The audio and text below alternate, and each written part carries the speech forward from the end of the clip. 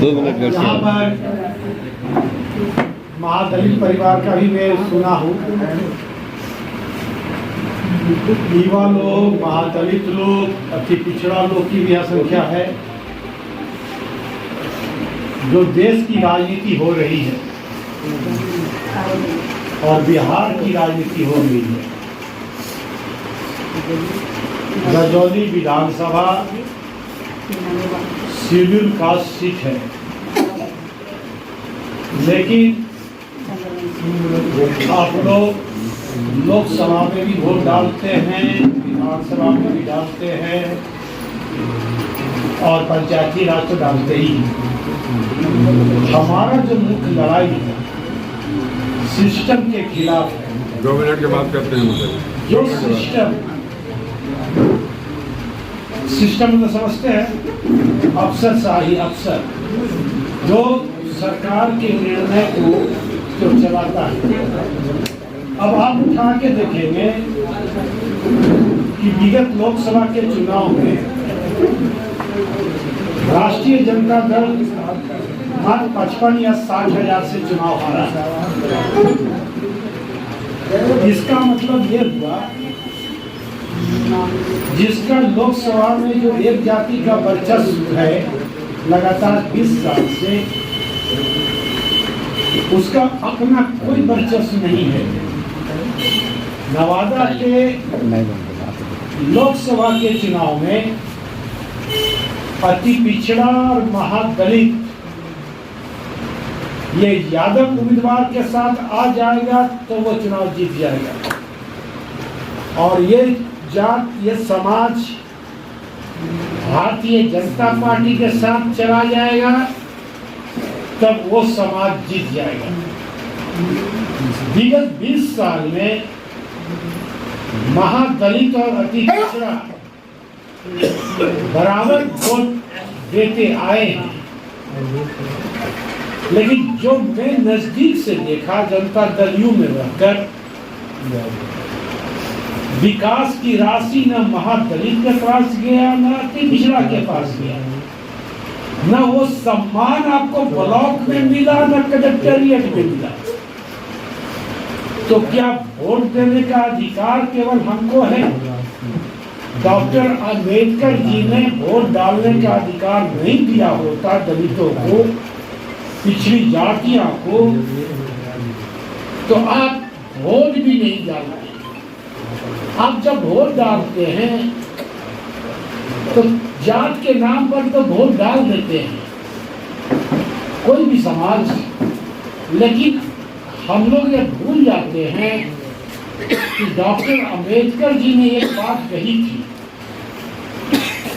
कि संविधान और कानून को चलाने वाली कुर्सी पर अच्छे व्यक्ति बैठेंगे तभी डॉक्टर अंबेडकर जी का ये कानून जो बना है उसको फॉलो किया जाएगा।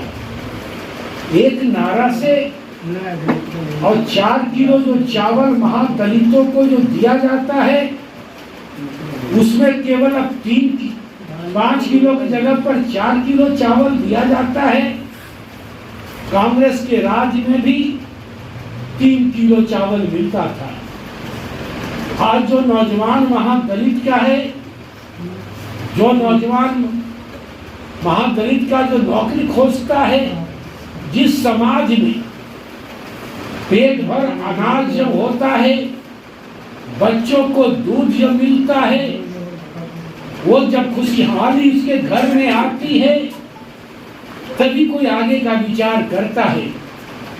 लेकिन जो देख रहे हैं 20 साल से एक ही नारा दे दिया जाता और महादलित को 20 दिन जैसे खत्म हुआ गांव में, घर में महादलित की महिलाएं फिर वही चावल का इंतजार करती है कि कोई मुझे 4 किलो चावल दे दे, हम अपने बच्चों को भोजन कराएंगे। क्या महादलितों को जो आरक्षण डॉक्टर अंबेडकर जी ने दिया था, क्या वो आरक्षण को सही जगह पालन हो रहा है? क्या आपको नहीं लगता कि बिना वैकेंसी को निकाले हुए बैक डोर से जो नौकरियां लग गई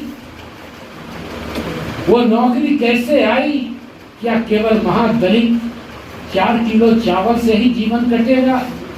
क्या उसके बच्चे नौकरी का सपना नहीं देखें? क्या अति पिछड़ा के लोगों का नौकरी का सपना नहीं देखें? केवल एक नारा से भोजन नहीं मिलता।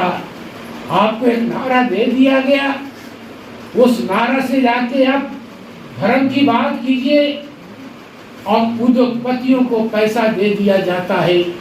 अरबों अरब रुपया कहाँ गया कि आप जान भी नहीं पाते।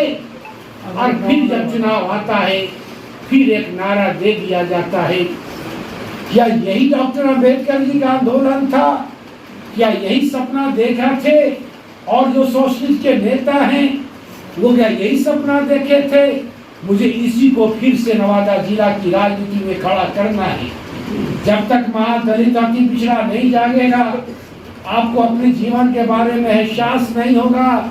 आप केवल 4 किलो चावल और 4 किलो चावल पर ही रहेंगे। 4 किलो चावल और ये मौलिक अधिकार है। किसी की भी सरकार बनेगी, आपको आवास और चावल तो मिलता ही रहेगा, लेकिन जो सरकारें आपको नौकरी देने का वादा करता है, जो सरकारें आपको ठगता नहीं है, कब तक आप ठगे जाएंगे? 5 साल, 10 साल, 15 साल, 20 साल, एक युग से भी ज्यादा हो जाता है। जो 5 साल का बच्चा है उस पे 20 साल 25 साल का हो जाता है। और जब इस समय आप नहीं जगेंगे, आप किसी तरह चावल का व्यवस्था कर लेंगे, लेकिन आने वाला समय में आप अपने बच्चों को तालीम नहीं दे सकते। ये महादलितों, आप डॉक्टर अम्बेडकर जी के पद सिर पर के माला चढ़ाने से नहीं होगा। वो जो कानून बनाए थे इतने लोगों से लड़कर, आज भी लड़ाइयाँ चल रही, आज भी वो चीजें हैं। आपको सचेत होने की जरूरत है, आपको जागने की जरूरत है। आप निश्चित तौर पर बड़ा भागीदारी करें। रजौली प्रखंड से आपके बिना बिहार में बदलाव नहीं होगा, अति पिछड़ा के बिना बिहार में बदलाव नहीं होगा। इसीलिए सारे यादव समाज को मैं आह्वान करता हूँ, आप अपनी अहंकार को गिराएं। अहंकार नहीं गिरेगा। और वैसे छल-कपट नेता से होशियार रहे जो आपको केवल एक जात का नारा देता है, जो महादलित के साथ नहीं चलता, जो यादव कार्यकर्ता नहीं चलेगा, वो हमारे कार्यकर्ता नहीं हो सकता, वो तेजस्वी जी का कार्यकर्ता नहीं हो सकता, जो अति पिछड़ा को सम्मान नहीं देगा, वो अति तेजस्वी जी का कार्यकर्ता नहीं हो सकता। हमारे साथ महागठबंधन में सीपीएम और सीपीआई और माले भी है और कांग्रेस भी है। जैसे ही मैं राष्ट्रीय जनता दल ज्वाइन करूंगा, मैं अपने नेता तेजस्वी जी से बात करने के बाद नवादा में महागठबंधन का भी एक बैठक बुलाऊंगा और गठबंधन की बैठक में सारे लोगों से बात करूंगा। मैं तेजस्वी जी को नेता मान लिया हूँ, तो आपको भी आप सब लोगों को लेकर चलना होगा। क्योंकि आप लोगों ने बहुत लंबा चढ़ा वादा किया है। आपकी शक्ति को मैं जानता हूँ, आपकी ताकत को मैं जानता हूँ, राजनीति सूझबूझ भी आप में है।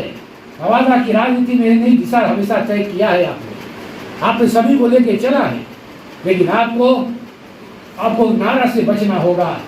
नारा से बच के ही काम करना होगा, बिहार बनाने के लिए, देश बनाने के लिए। क्योंकि मैं तो आपको बोलूंगा, आप नहीं करेंगे बात तो वो गलतियां आपकी है। हम आपको समझाऊंगा, आपको लेके चलने की बात करूंगा। मुझे पूरी उम्मीद है कि आने वाला समय में पूरे नवादा जिला में हम लोग झंडा फहराएंगे, तेजस्वी जी का झंडा फहरेगा। जय हिंद।